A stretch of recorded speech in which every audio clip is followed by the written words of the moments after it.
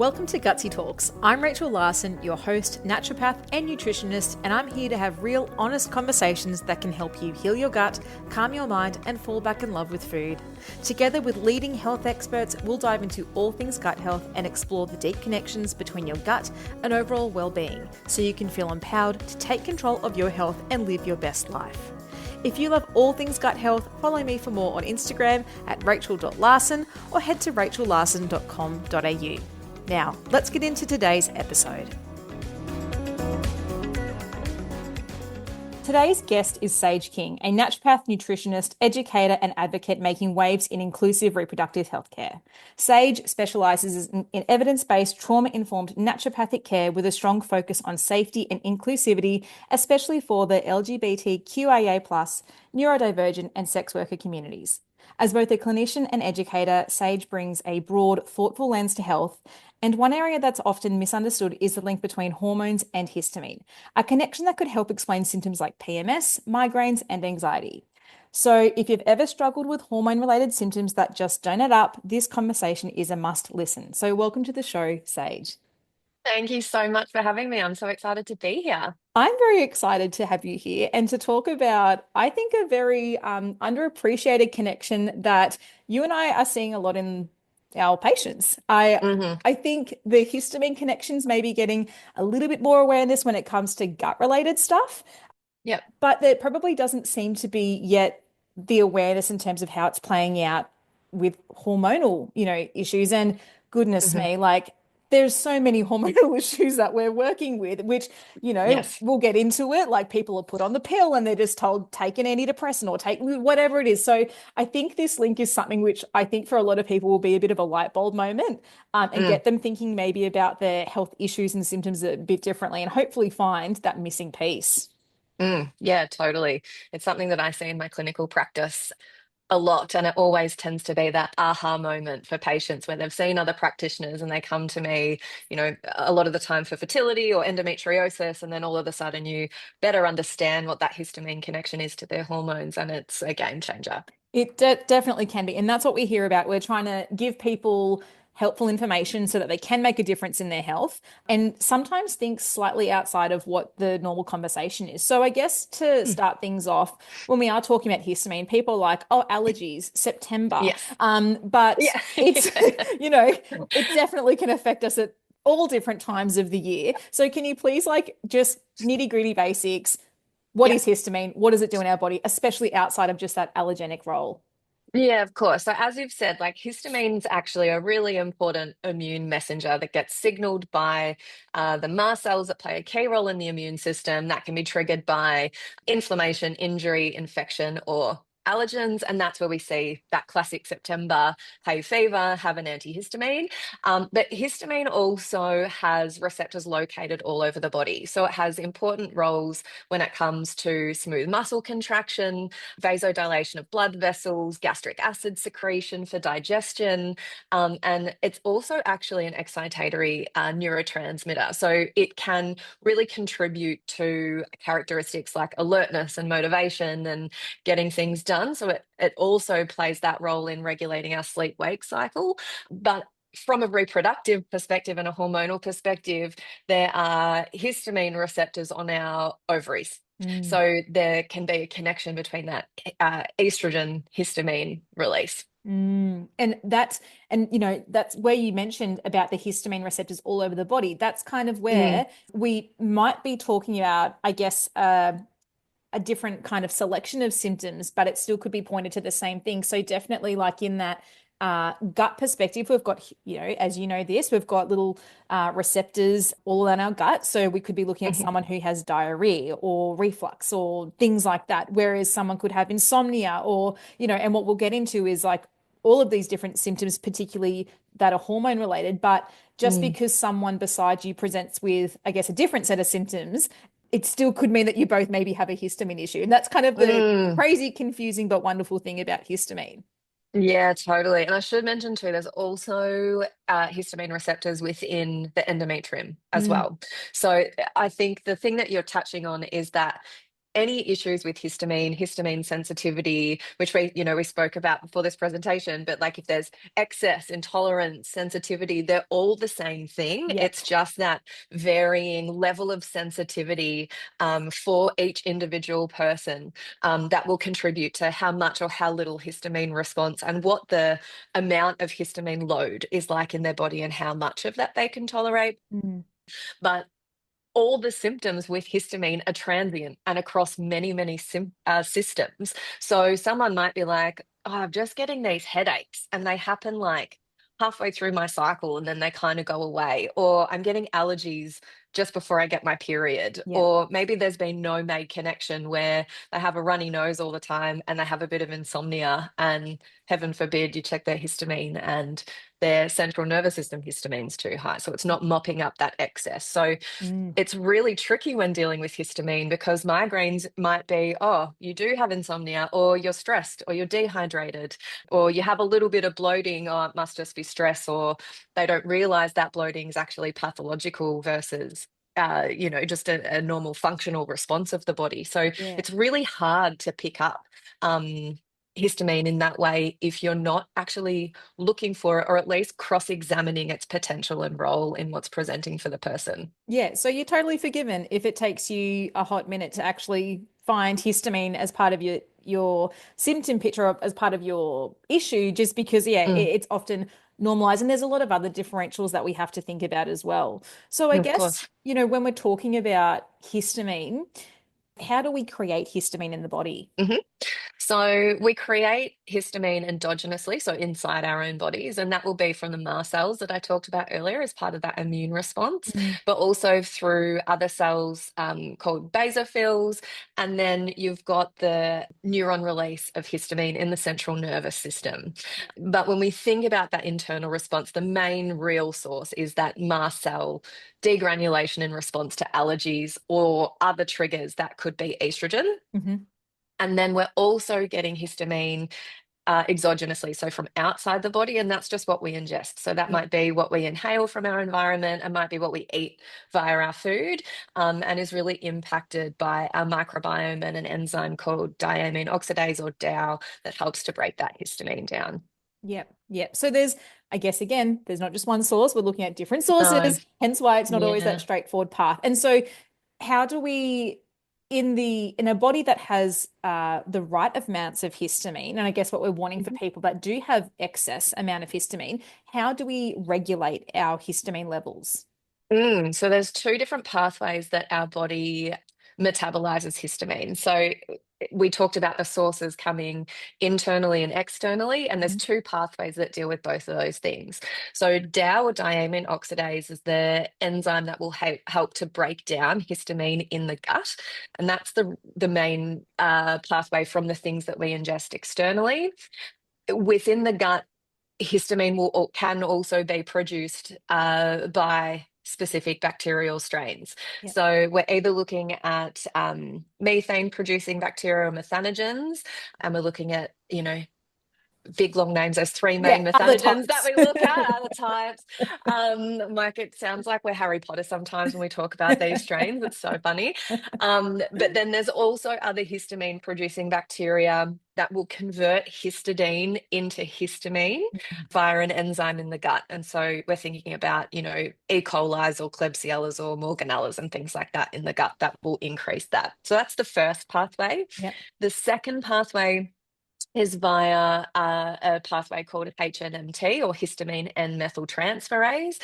And that's largely responsible for inactivating and breaking down circulating histamine inside the body, particularly in the brain or the central nervous system. Mhm. But where the gut microbiome, or our DAO, that first pathway, gets overloaded or can't break things down, then it becomes responsible for the HNMT pathway to take over and finish the job Yeah. after internal absorption. So we're also thinking about other pathways in the body that can contribute to that. And we're thinking about, glutathione, pumped pathways, MTHFR, and thinking about someone's own SAMI levels that they can produce in the central nervous system to regulate that.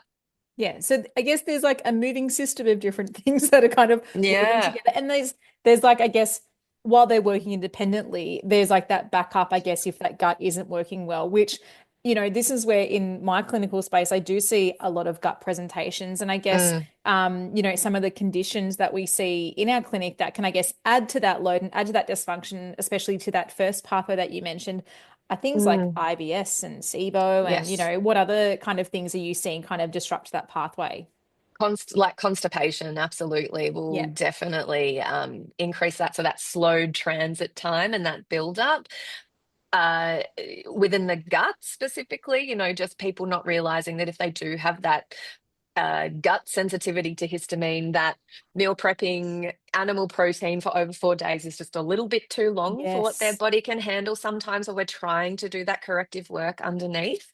But from a central nervous system perspective, it's a little bit different. It's what I like to call like a SAMI deficiency. So some people just don't have the genetic ability to be able to metabolize histamine in the central nervous system. And that's where determining what their individual pathway looks like so that you can supplement them with other nutrients that they may need to really Mm. compensate for that. So it can be one's working and one's not, both can't be working. There's all different variables that it'll look like. And of course, because of the impact of histamine release with estrogen across the cycle, for Yep. those assigned female at birth, those symptoms might ebb and flow, even with their gut, as that histamine load comes up and the central nervous system might get overwhelmed from their gut function not working well, or Mm. they get constipated before their period, Yep. you'll see those transient and changeable symptoms across the cycle. That makes sense. Like that makes Mm, total sense. And I think I want to talk about food in a bit more detail later, but now that we're talking mhm, about, I guess, that estrogen, because I mean, food again, it's mm, like what I do a lot. And I think, again, yeah, it's about putting things into more of a holistic plan versus like saying absolutely. just low histamine. But again, I'm jumping ahead. So, really, Yep. like, what is the link between estrogen and histamine and Mhm. what affects what? Are they affecting each other or, yeah, what's Yeah, that yeah, connection? they're affecting each other ultimately. So mast cells have estrogen receptors, Hmm. and estrogen triggers the mast cell release of histamine. Yep. Our ovaries and endometrium have histamine receptors, and histamine therefore contributes to estrogen production. So it's like a positive feedback in a loop where one increases on the receptor of one cell, that increases the release of the other on the other cell, and around and around and around we go, basically. So it's a really tricky roller coaster to get off. And I should caveat that, histamine. Like histamine issues don't always correlate with excess estrogen, Yep. but in the cases where that estrogen excess or estrogen dependent conditions exist, they will really drive each other in that way. And you can see it's like this, yeah, as you said, like this positive reinforcement of like, let's just keep Yeah. the cycle going and going and going. So, Hmm. what conditions are you seeing in female or AFAB reproductive people? What conditions are you finding that there's this link between estrogen and histamine that is making it worse or as part of the Mm. pathology? How long do we have, Rachel? So there's a few. um, Give there's a us the few. good ones. I'll give you the juicy ones that people are often looking for the most support with. Yes. Endometriosis, of Mm. course, fibroids, PMDD, premenstrual symptoms, ovulation pain is often my Mm. first port of call, looking at histamine, because obviously as estrogen spikes at its highest around ovulation, that's where the histamine release will be at its greatest. People may also find that they're getting headaches and migraines across their cycle, as you get that changeability in estrogen, but perimenopausal mood changes, and seeing a lot of patients in perimenopause at the moment who are really terrified that they've got Alzheimer's because their brain fog's so severe, and they've got short-term memory loss, and actually they're just exhausted and their histamine's been an issue their whole life. And so it's just, getting that pathway working effectively to support their nervous system, making a huge difference. From a digestive perspective, though, across the cycle, when you have patients where, they're getting nauseated or they're vomiting throughout their cycle or with their periods, maybe they've got period pain, maybe we've got interstitial cystitis, maybe we're getting musculoskeletal pain across the cycle. And the main thing in our clinic that we see still around fertility, I see heaps of impact of histamine on infertility when it comes to egg and sperm quality, embryo quality, and implantation. Wow. So it can play a really, really big role across the entire lifespan in terms of reproduction, but in terms of acute symptoms and things that AFABs are dealing with on a cycle by cycle basis, sometimes, particularly with PMDD or that ovulation pain, nausea, and Mm. vomiting, check the histamine, and often it's what's driving a lot of it. So, yeah, as you said, how long do we have? Because you've mentioned, I think there Mm, wouldn't be one person listening to this that would be like, oh, like, histamine's now my radar. I mean, how many mm, people have endo, all of us will at some point go through menopause and that perimenopause, like these are things yeah. that are very, very common. And I think it's Mm, about while some of these things, such as the hormonal transition in our life, there's degrees mm, to which you're like, these symptoms aren't normal or they are mm. unbearable, especially that Yeah. woman thinking she's like, do I have dementia? Do I have Alzheimer's? Because this is Yeah. bad. It's like, no, like you don't. It's just there's this chemical Yeah. that's kind of out of Yeah. control at the moment. That's never, that's not getting degraded or extra produced, all those types of things. Yeah. That's a lot of people that should be, I guess, listening and thinking about this histamine picture. So I Mm. guess like how do we start testing this? I mean, especially because it is through so many different conditions. Like, is it like a test? Is it dependent on the issue that you're presenting with? Like, how do we even start to get clarity around this? Yeah, yeah, it's a really good question. So, look, it varies patient to patient, of Mm, course, and is always going to be made with the best assessment on what someone's clinical presentation for is going to sure. be. And you also want whoever's interpreting the results or sending for those results, they know about histamine and how to interpret those things because it can be quite easily missed if the Yep. practitioner that you're dealing with is unaware. Yep. One of the key things that we do is we actually test whole blood histamine just through a general pathology lab. It's not claimable through Medicare, so we just send our patients for it at an out-of-pocket cost. Hmm. However, the strategy that we're using in interpreting those results is very different to the reference ranges that are provided. So in the medical field, when they're testing a whole blood histamine, they're looking at it in response to an allergy. Mm. When we're using it, we're just trying to get what a baseline looks like in every day and then cross-checking that with what the literature says around what the action of histamine in the body and contributing to symptoms and treating from there. So it Mm. may look very normal if you like tell your GP to do a whole blood histamine. They might be like, yeah, you're fine because you're not having a huge allergic reaction that would then provoke them to Yes. step in to support you. Other things that we're looking at, of course, is hormonal testing across the cycle on specific days. And we also use genetic SNP testing for hormone detox pathways. So uh, I think it's RN Labs does it, and they've just brought out another genetic panel that you can do for histamine that looks at HNMT SNPs versus DAO SNPs as Yep. well. A little bit expensive. I haven't found that I've had to use it yet based on my clinical experience in this space, but we do have that available. Mm. And then there might be, of course, microbiome testing on top of that to work out what's actually going on in their gut. And depending on the person, if at the start they might be completely asymptomatic from a gut perspective, we might start in the other places first and Yes. vice versa. If they're really symptomatic in their gut, starting there first and then trying to work everything else out because a healthy gut is so vital for a healthy hormone detox. So we can detox people's estrogen till the cows come home, but if their microbiome's not working effectively and they're constipated or they're dehydrated, we're actually going to make them worse before they feel better. Wow. I mean, and that makes sense because through my lens, that's working through with gut patients first. Mm, I am going to those microbiome tests first because that's their leading hmm presenting symptom. And I think what you mm, mentioned is really important is about, I guess, the type of practitioner that you're working with, because a lot of these tests, like the whole blood histamine, they could absolutely be in that normal range. And it's in terms of what is considered normal on a lab testing reference range or not. yeah. That doesn't always mean it's normal. It doesn't mean that it's not an issue. And I guess like we're needing to look at potentially things that are more functional in nature and more Mm, optimal. And I guess like on that, can you still have, and I'm assuming the answer is yes, because we're talking about all these different pathways, not just necessarily mm, one test to give a quote unquote diagnosis, not that we can do yeah. that, but if you had a whole blood histamine that was in that optimal range, could you still be thinking this person still has a histamine issues, even if the whole blood histamine? Yeah. So you're Good nodding. question. Yeah, because the only way that we could get an accurate central nervous system histamine test would be to do a lumbar puncture, which we're Ooh. not going to do, right? Yeah, Not that's great. that's not accessible to many. No, not at all, not, let alone fun. Yeah. But what we're also looking at is how their methylation pathways are functioning as a whole. So we're cross-checking that with, Mm, what their liver function looks like, what their B vitamin status looks like, particularly their homocysteine.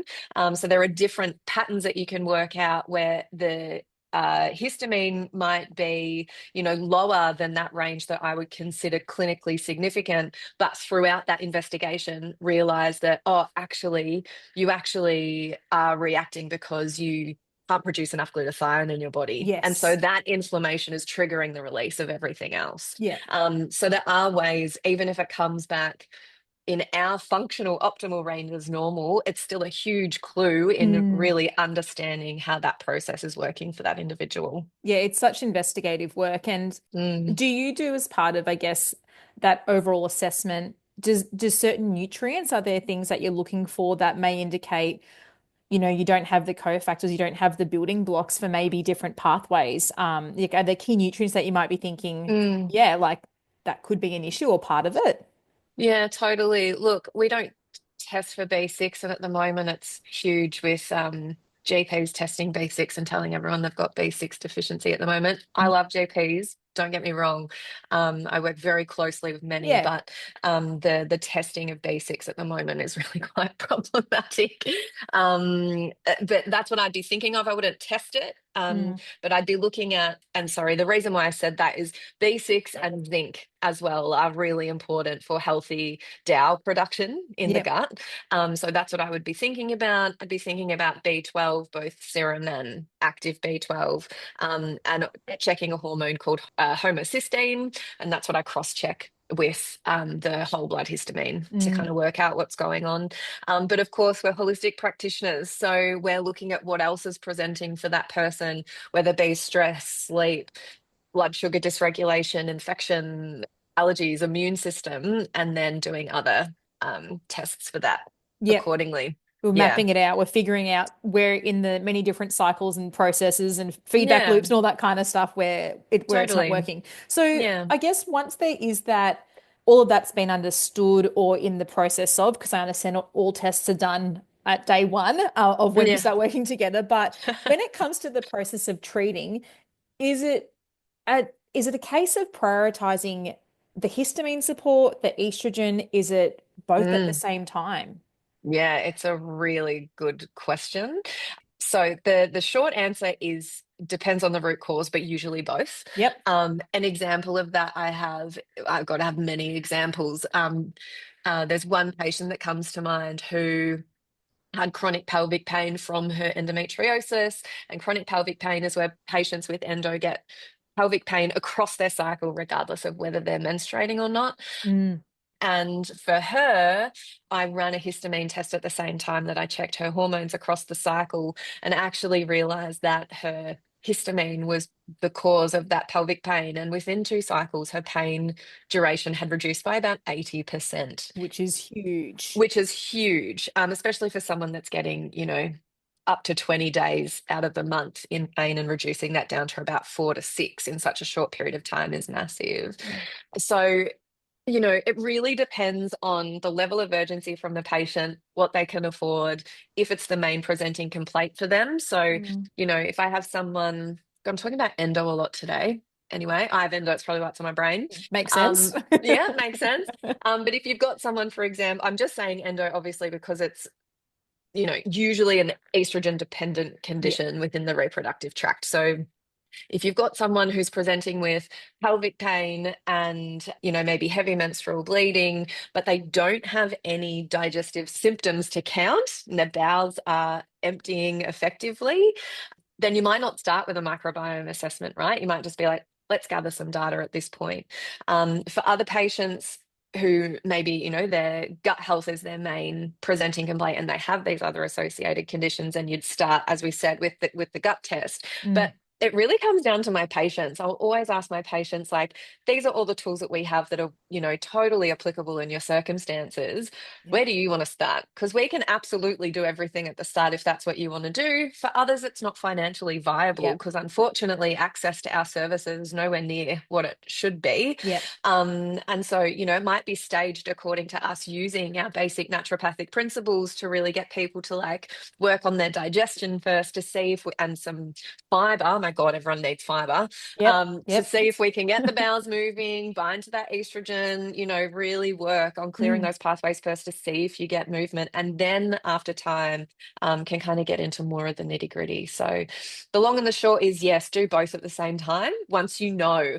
But you don't want to assume as a Mm-hmm. practitioner, if someone looks like they've got a histamine issue, that they've likely got an estrogen issue, and you start detoxing them too soon. Yep. We have mentees come to us with, experiencing that and being like, I don't know why this patient's got worse. And even if we at our clinic can really, I feel confident in identifying what's going on for the person, I still won't treat until 100%. I see what that data looks like on paper to really back up that real time information for what that person needs. When you are working with a practitioner that's not willing to guess, that's when you know that you're working with someone good.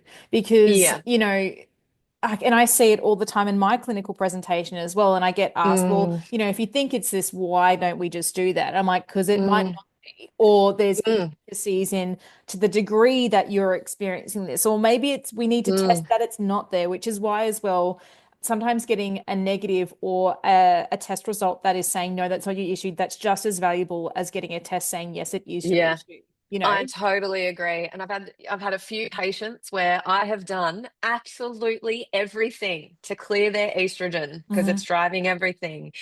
And then they've been completely asymptomatic from a microbiome perspective. Hmm. And I had two a couple of weeks ago. One microbiome came back really high beta glucuronidase. I was like, I knew it. Your gut is producing all of this estrogen. So we actually need to fix your gut Yes, rather than do the work that we've done.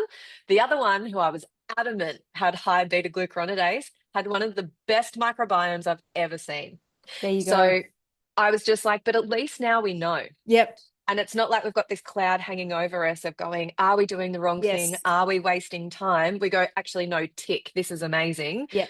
There's something else that we're missing. So now we're going to do like an estrogen hormonal detox genetic panel so that Mm. we can work out exactly what pathways might be compromised, to be even more specific for her and her fertility. So testing, not guessing. That's really the Yeah. take home. And as again, working with practitioners who I guess are staunch in that because yeah, like you Yeah. can just be if you're not throwing money at the test, you're going to be throwing money at supplements that do sweet F all. That So is exactly what I say. I'm like, we can trial and error, but by the time we spend money on those supplements, you could have just not seen me for 4, 6, 8 weeks, say for the test, and gone in with yeah, all the information that we needed. I love it. Mm. We're thinking alike. Great Now, minds. I think some people are hearing this. Obviously, we're talking about there's this estrogen component, which Mm, yeah, I guess is something which is needs assessment and needs a holistic approach to it. But people might be mm, thinking, well, why can't I just take an antihistamine? mm, mm-hmm. Won't that be the same? So can we talk about antihistamines? Because there are times, Yeah, I guess, in my clinical space where I yeah, think, yes, get on antihistamine, but yeah, in my, yeah. again, this is with my, I guess, more gut related Mm-hmm, kind of patients, it is mm-hmm. still very much a case of we need to just hold the fort because your symptoms are clearly just driving you bonkers and we Yeah. need it's going to take time before we can see substantial change. What is it, I guess, working with your type of patients? Where does the antihistamine Mm. fit in? Look, sometimes I'd use them as a bit of a clinical guide to whether they're symptoms are being caused by histamine or Yep. not. If they can't afford a test, or be Yep. like when you're getting headaches before your period or at ovulation, or when you're getting pain, take an antihistamine. Yep. And if you feel better, we know it's histamine. We can go Yep. from there. I think short-term solution to really get on top of symptoms, particularly if we're dealing with patients with mast cell activated syndrome or MCAS, which we touched on, which is like a really overreactive and highly sensitive mast cell release, which is even more severe than what we've been talking about Mm. today.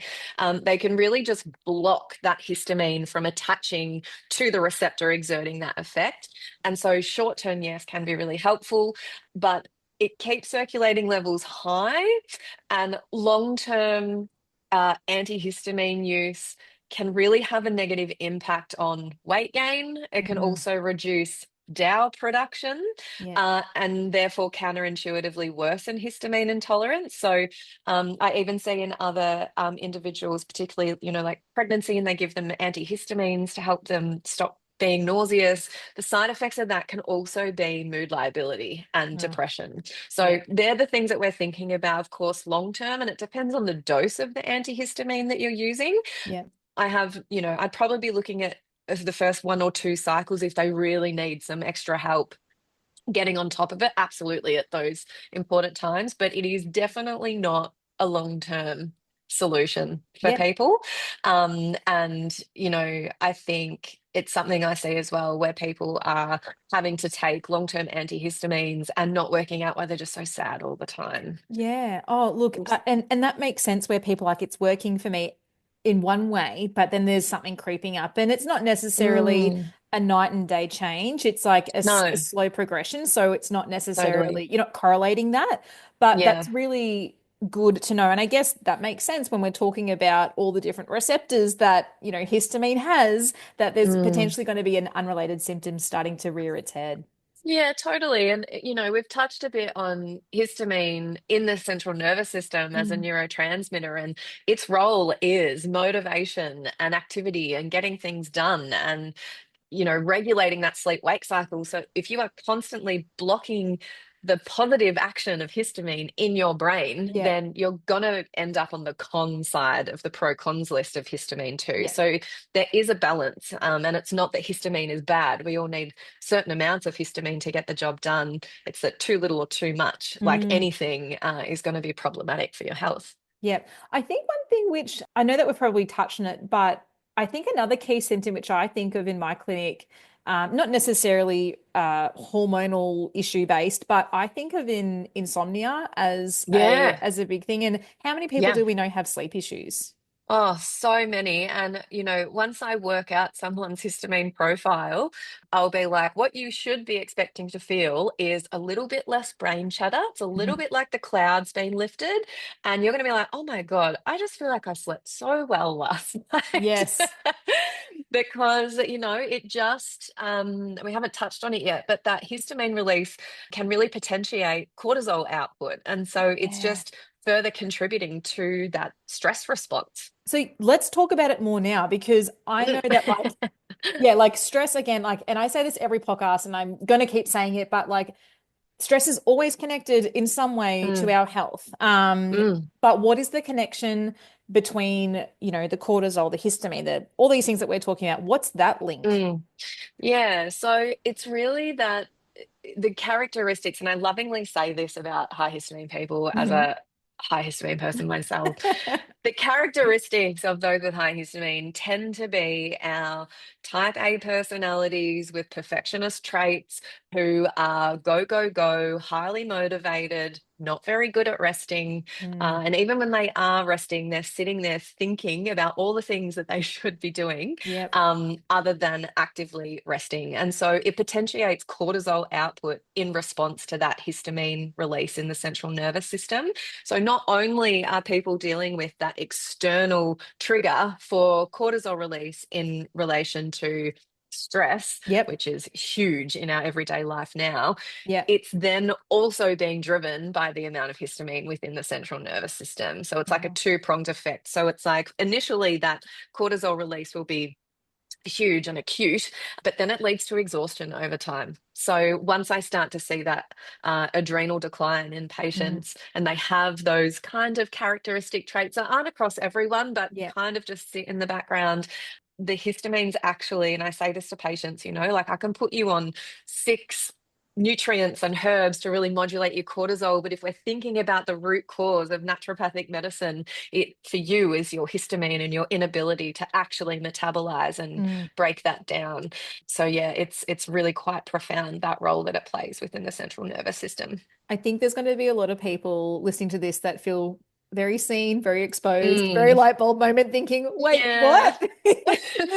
And like, this isn't like, there's no judgment. It's just like, hey, is this happening? No. And like, I Yeah. mean, I was even nodding my head being like, yeah, look, I'm a type A. I'm a bit of a perfectionist. And I haven't shared about this too much, but I have Mm, also suspected endo. So, and I say mm, suspected just because I haven't had the laparoscopy yeah. to get that diagnosis, but all signs Yeah. point to. So Mm, yeah, like it's happening to the best of us. You're in a yeah. pretty cool club if you're going to be in any kind Yeah. of club. Yeah. Yeah.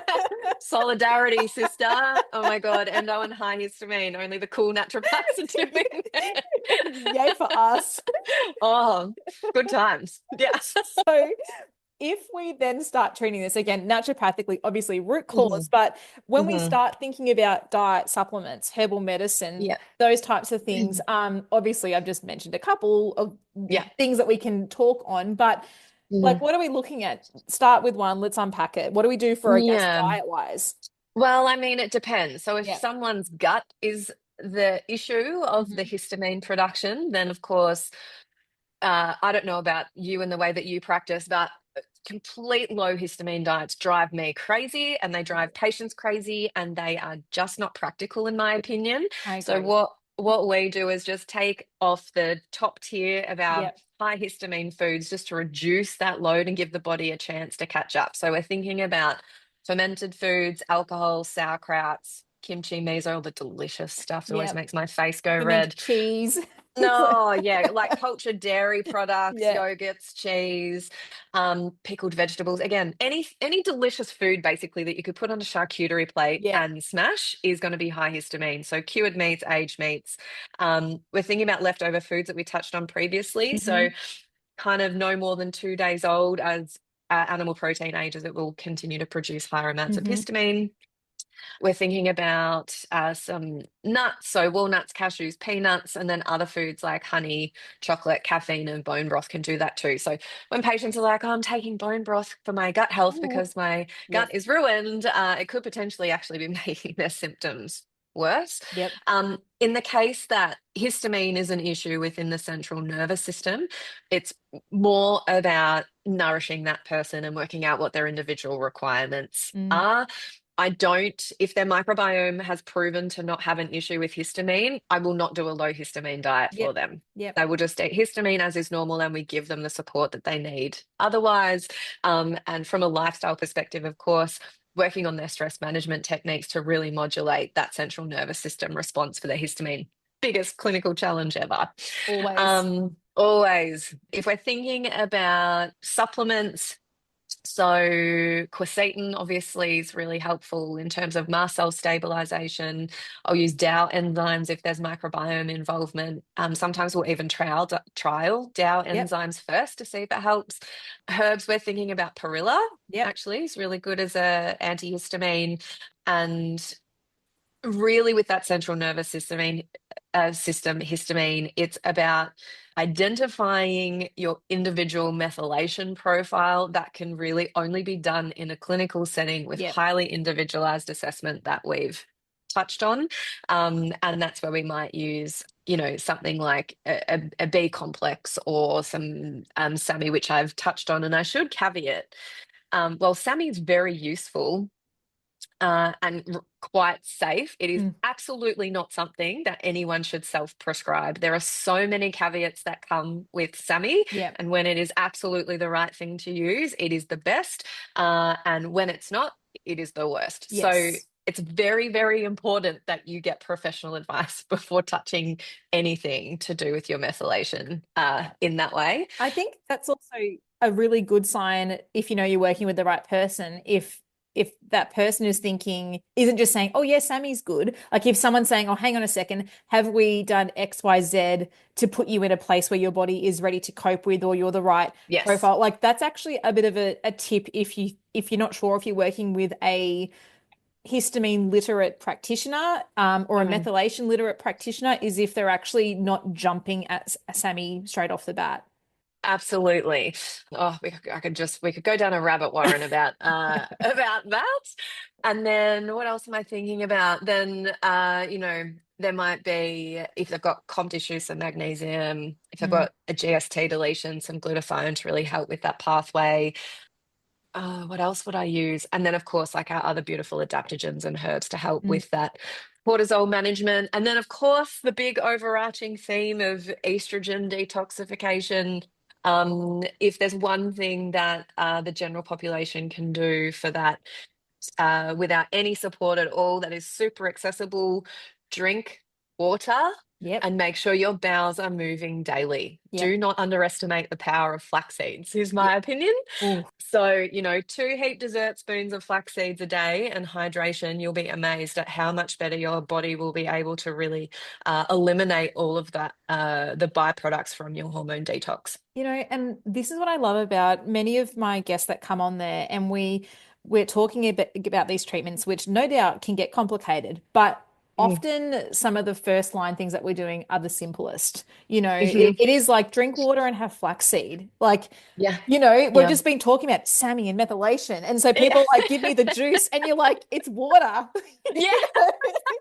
That's For the better or key, worse. you know. Totally. And like I know so much of what I know from my mentor, Rhiannon Hardingham, is also my boss. And she is renowned for her work in within our profession on hormones, of course.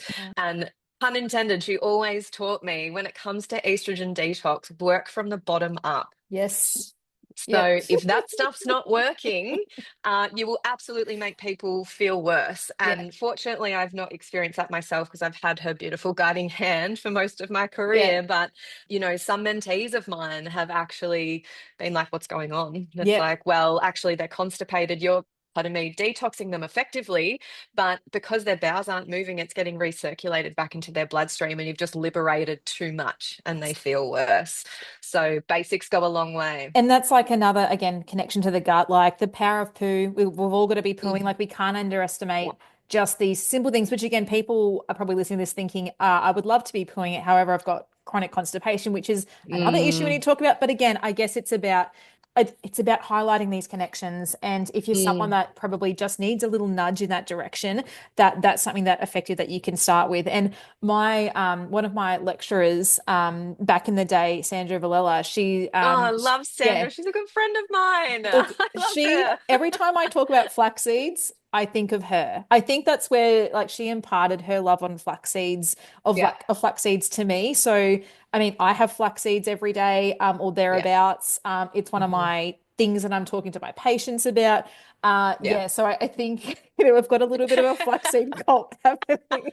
I'll have to tell her. She will love the fact that we're talking about her right now. I'll have to send her a link to this episode so she can hear us gush about her juicy vagina muffins that are full of Yes, flax seeds. yes, yes. Yes, she taught me that as well. And I'm hoping to get her on the podcast to talk about menopause and the microbiome at some stage. And Amazing. she's like, I can Amazing. talk about flaxseed. So literally that was like, oh, I can talk about that. I was like, yeah, you can, I'll Sandra. Yeah, I'll tell floor her is yours. I've set her up. She's just got to hit it over the net.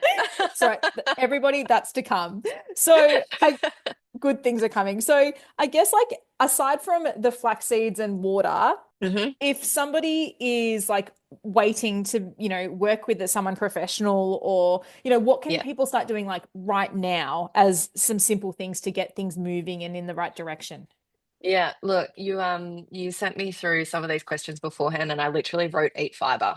Yep, Um I love that. so we've touched on that. I think really if we're looking at trying to get the bowels moving more effectively, I think the other thing that gets really underestimated with my patients is just mindful eating. The number Mm, of people who have undigested food in their stool when they manage to have a bowel motion, yeah, just showing us that they're not chewing their food yeah, effectively, and it's overwhelming their microbiome's ability to break that down. yeah, And, any type of condition we've got, whether we've got loose stools, constipation, alternating gut symptoms, we have to chew our food effectively for our body to be able to do its next task. yeah. And again, it's free, it's accessible, and I was going to say easy to do. That's not quite the case, but I think once you set your mind to doing it, like your goal might be, I'm going to drink, 2 liters of water a day. I'm going to have 2 heaped tablespoons of flax seeds a day, and I'm going to chew slowly, put my cutlery down Yeah. between meals, and try and not be on my phone or Mm, watching TV.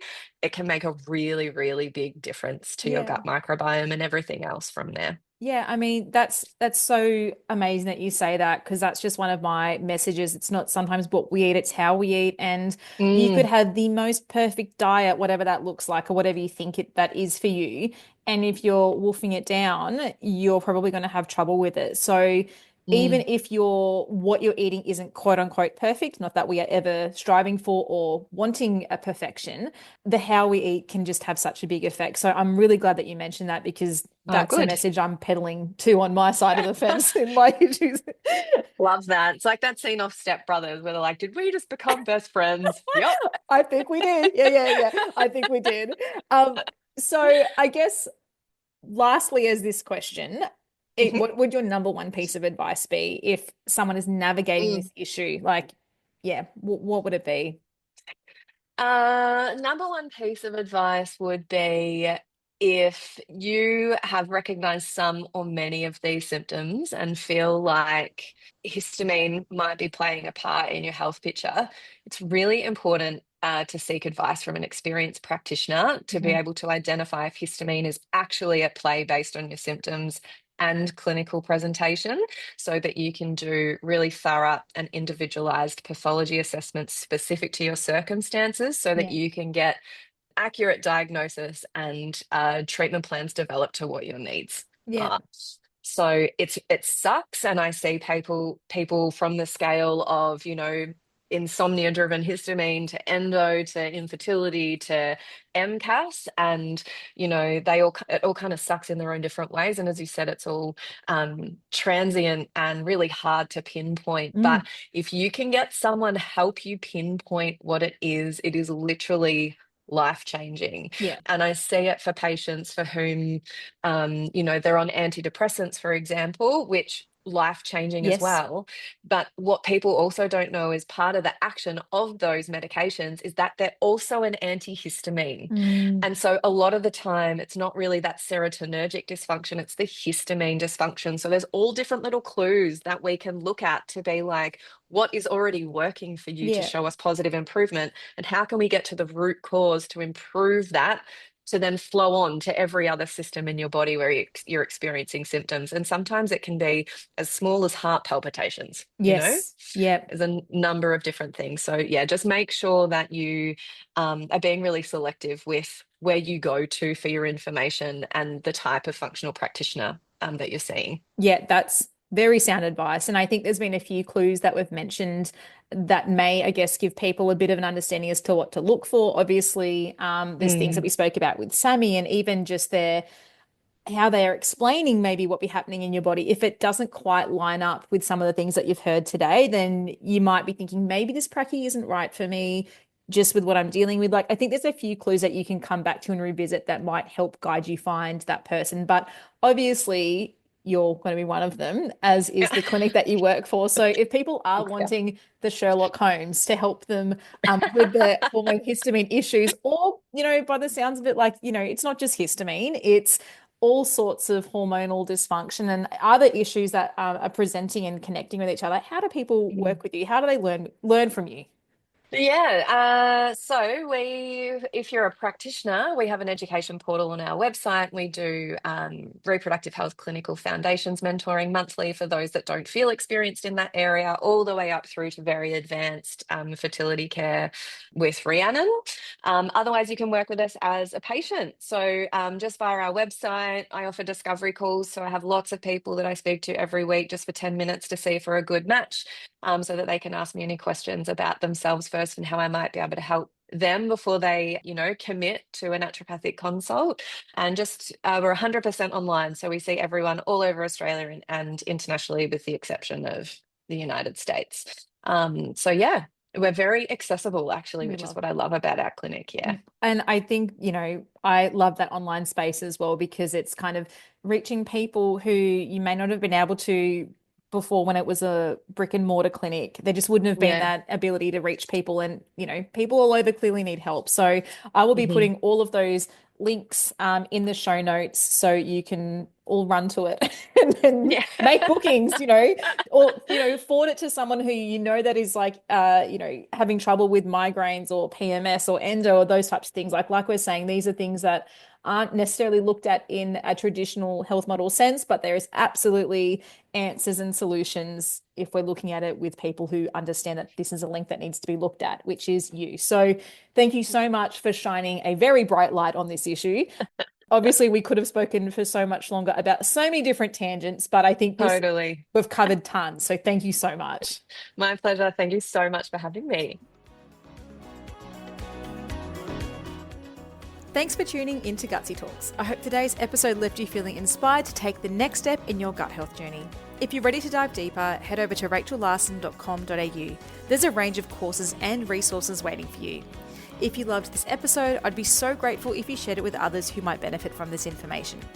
And so you don't miss out on future Gutsy Talks, be sure to hit follow and leave a review. I'd love to hear your feedback. I'm Rachel Larson, and I can't wait to connect with you again for our next Gutsy Talk.